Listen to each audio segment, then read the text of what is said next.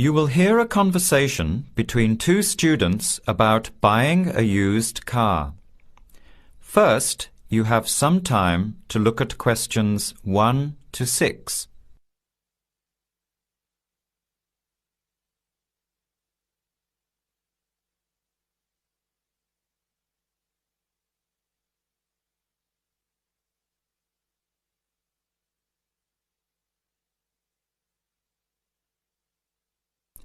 Answer the questions as you listen. You will not hear the recording a second time. Listen carefully to the conversation and answer questions 1 to 6.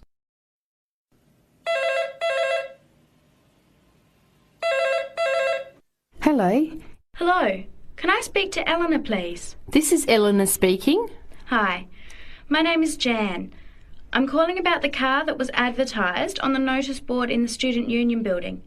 Is it still for sale? Yes, it is. Your ad says it's a 1985 Celica, in good condition. It's old, but it has been well looked after. My family has had the car for 10 years. I'm just the third owner and my mother had it before me, so we know its history. We've got all the receipts and records. It's had regular maintenance and the brakes were done last year. It runs really well but looks its age. Why are you selling it, by the way? Well, I'm going overseas next month to study. I'll be away for at least 2 years, so I have to sell it. Unfortunately, it's been a good car. You want $1,500, is that right? I was asking $2,000, but since I need to sell it quickly, I've reduced the price. Would you like to come and take it for a drive? I don't live far from the university. Yes, I'd like to have a look. What time would suit you? Any time this evening is fine. Well, I finish classes at 6 o'clock. How about straight after that? Say 6:30? Great, I'll give you directions. When you leave the main gate of the university, turn left on South Road and keep going until you get to the Grand Cinema. Take the first right, that's Princess Street. I'm at number 88 on the right. So it's 80 Princess Street? No, it's 88 Princess Street and the suburb is Parkwood. You'll see the car parked in front. It's the red one with the for sale sign on it. OK, thanks Eleanor. I'll see you later. Bye.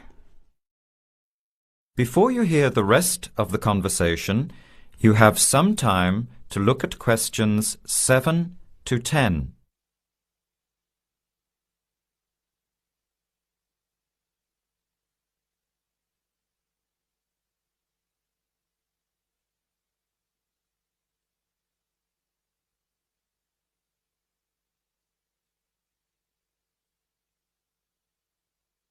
Later that day, at the university, Jan meets up with her friend Sam and tells him about the car.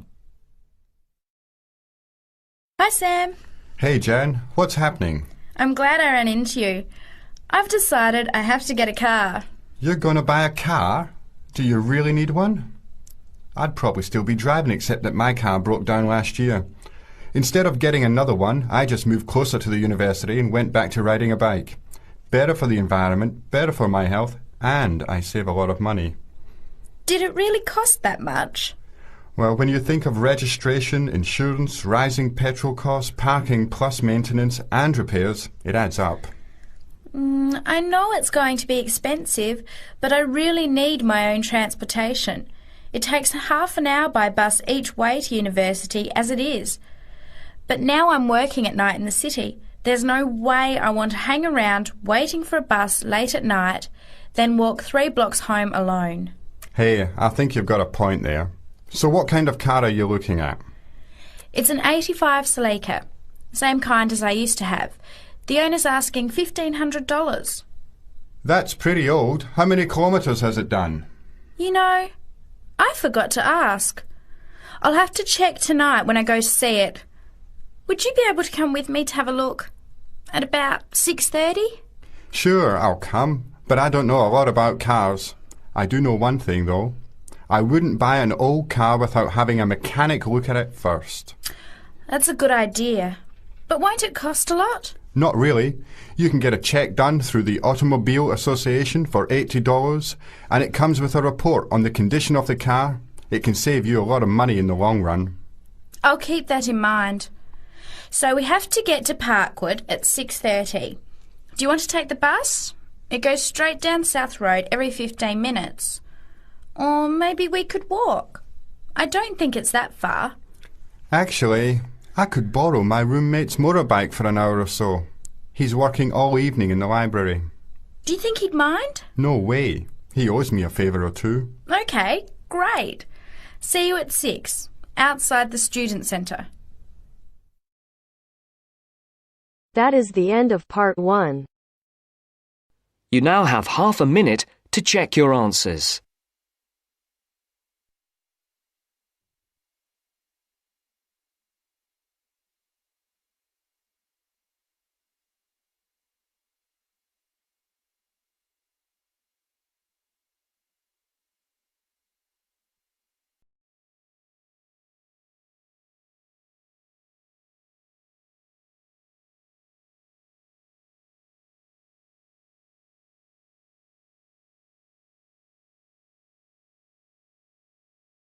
Now turns to part 2. Part 2. First, you have some time to look at questions 11 to 15.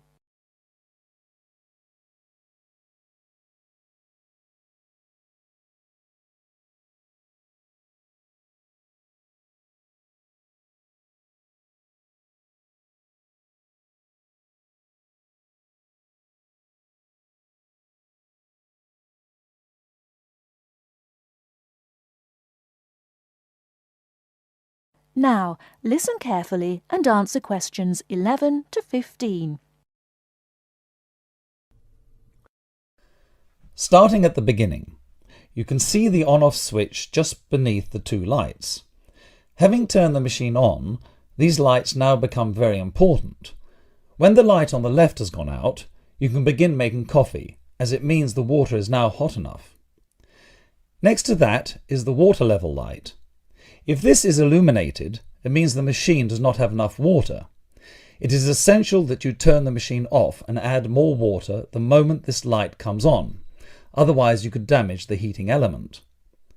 Once you have checked that both the heater light and the water level light are off, make sure the filter holder, that's the part with the handle just under the control panel, is in place.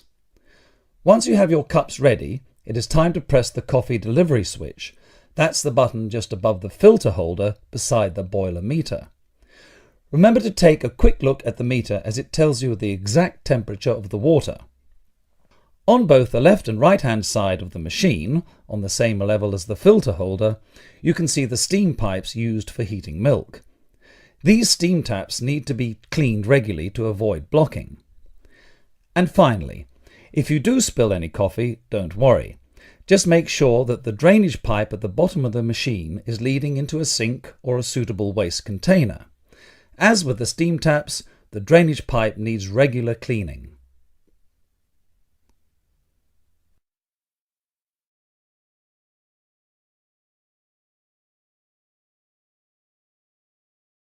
Before you hear the rest of the talk, you have some time to look at questions 16 to 20.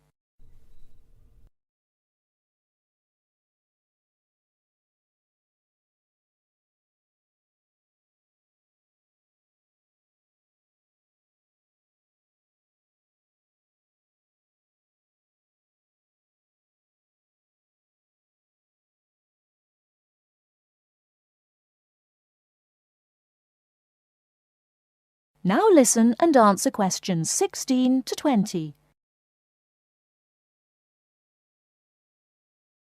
First and most importantly, I'll tell you where you should go from tomorrow for your lectures and classes.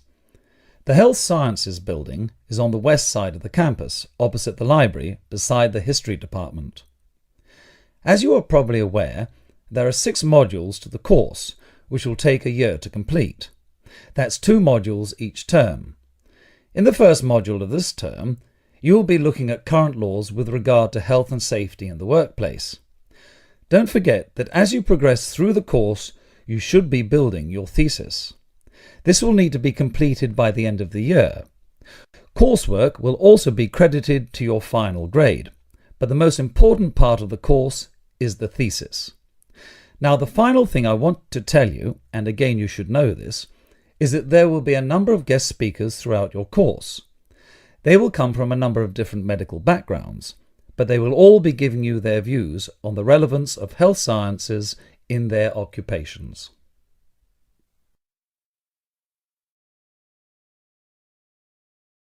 That is the end of part 2.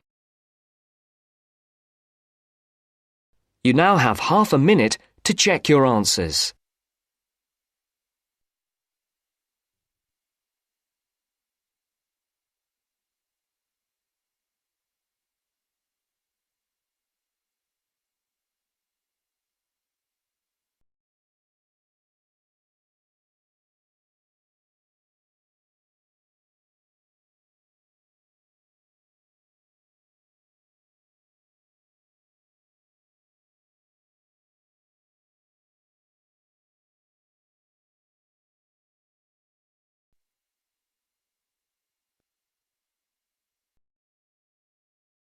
Now turns to part 3. Part 3. You are going to hear a conversation between an interviewer and a professor. First, you have some time to look at questions 21 to 26.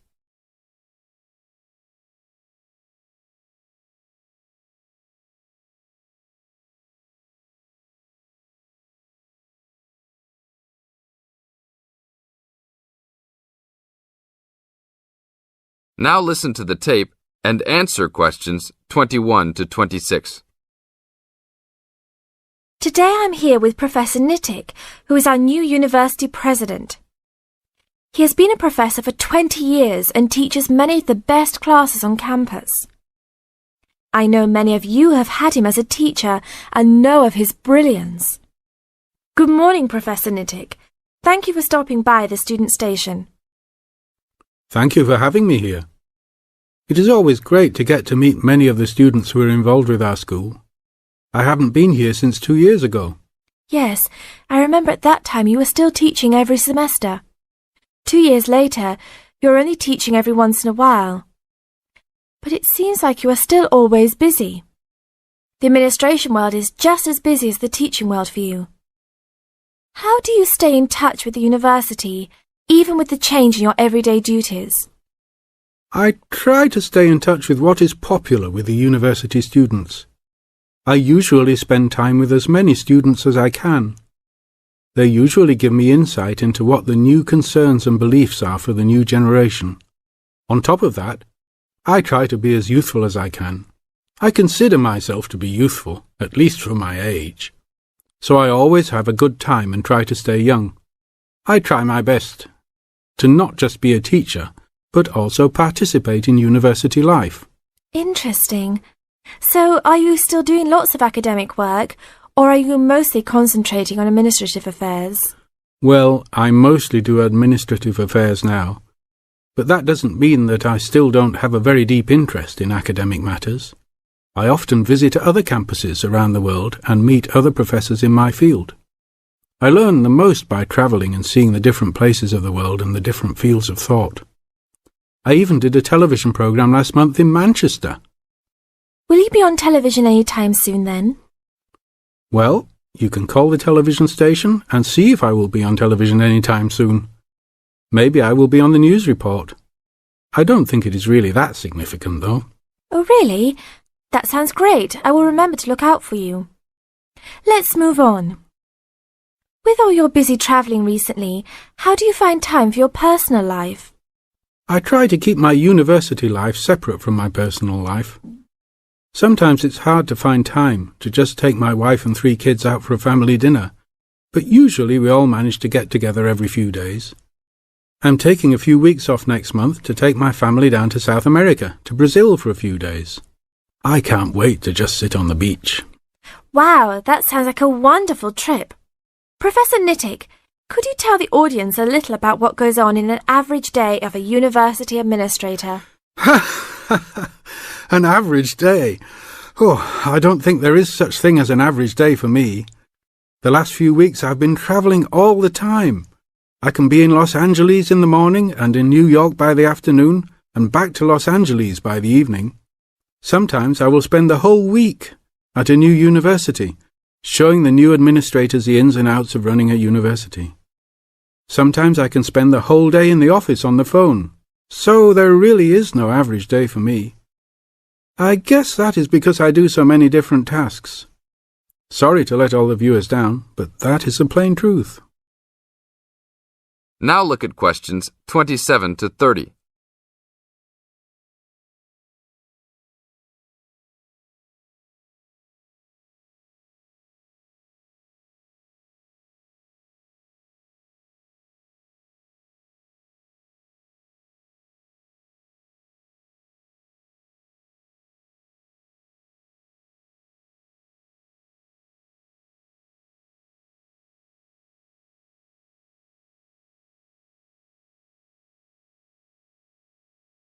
Now listen to the tape and answer questions 27 to 30.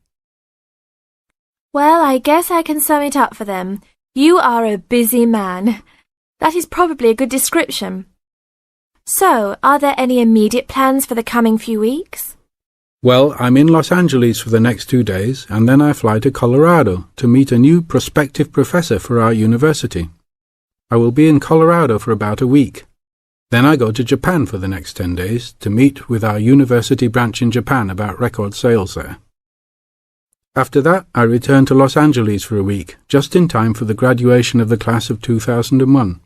There you have it, my next month's schedule. Thank you very much, Professor Nittick. I always enjoy having you on our show. We hope to have you back on our show next time.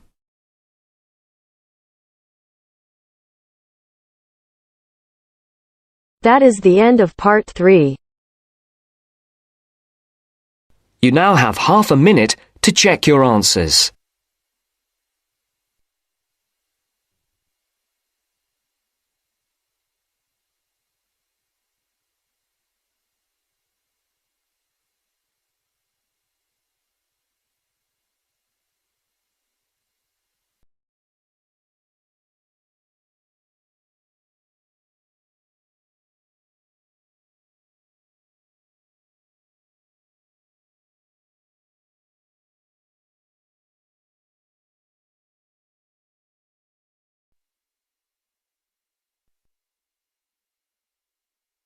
Now turns to part 4. Part 4. You will hear a talk on seasonal affective disorder. First, you have some time to look at questions 31 to 40.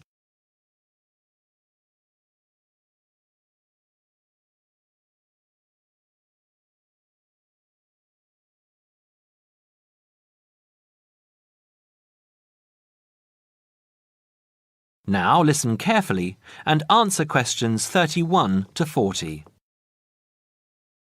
In the past few years, a new condition has been identified and given a name, SAD, short for Seasonal Affective Disorder. This is now recognized as a distinct kind of clinical depression, where people become depressed at the onset of winter, accompanied by a craving for sweet things, causing weight gain. Each spring and summer would then bring on almost maniacal highs and feelings of boundless energy and happiness.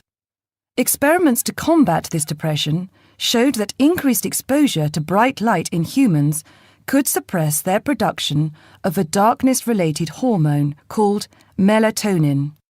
The light needed to induce this change was about 2,000 lux, or about 4 times brighter than ordinary household lighting. It was then calculated that if bright light could suppress melatonin secretion, then it might have other effects on the brain, including the reversal of symptoms of depression. While melatonin's precise role in SAD has not been pinned down, the theory led to effective treatment. Not surprisingly, SAD affects more people where winter nights are longer and days shorter. In the UK, an estimated 500,000 adults develop full-blown SAD in winter, and twice this number suffer the milder condition called subsyndromal SAD. About 80% of sufferers improve when given light therapy, and improvement usually comes within 2 to 4 days.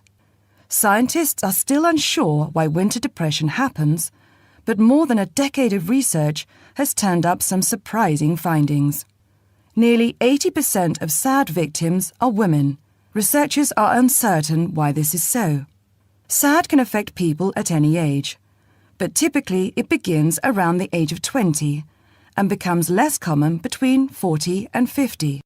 SAD is comparatively rare in children and adolescents, but so far researchers have been unable to come up with a logical reason for this. As many as half of SAD sufferers have at least one family member with depressive illness, suggesting that the depression has a genetic component. Some patients experience shifts in their body clocks when they're depressed in winter. They are morning people at one time of the year and become evening people at another. What is the underlying difference between SAD sufferers and others? A clue can be found in carbohydrate craving, a common symptom. People often become obsessed with chocolate, for example. Carbohydrates alter brain chemistry by increasing the level of a soothing chemical called serotonin, a neurotransmitter that carries signals between brain cells. SAD sufferers crave carbohydrates because they may need serotonin to lift their mood. This craving can be intense, in fact, an addiction. It may be that the serotonin system of the brain has problems regulating itself during the winter. Some SAD sufferers respond well to the drug Prozac, thought to influence the brain's serotonin-using system. Other brain chemicals and hormones probably play a role in winter depression. Another neurotransmitter, dopamine, for example, may be inadequate in certain cases. Researchers hope to uncover clues to SAD's secret by probing similarities between SAD and hibernation. Though no valid link between the two has been established, some SAD patients say they feel like hibernating animals. SAD sufferers tend to put on fat in autumn and early winter, roughly the time when such hibernators as bears and squirrels do. That is the end of part 4. You now have half a minute to check your answers.